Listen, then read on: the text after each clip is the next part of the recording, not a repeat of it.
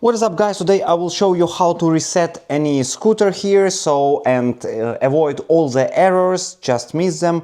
So what you need to do, for example, on Kugo, you need to do is to hold plus and minus. Here I have Kugo Kirin M4.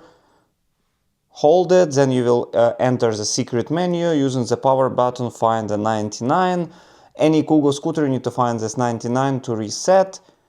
Okay, so we found it, then put plus here and hold plus 1, 2, 3. Okay, so now it's resetted. Then you can just restart it and all the issue will be done, will be gone and disappear. So I unlock it. Okay, as you see, error code 0, so no errors and working well. For Ninebot, the procedure is a bit different. So what you need to do is to hold at the same time two buttons.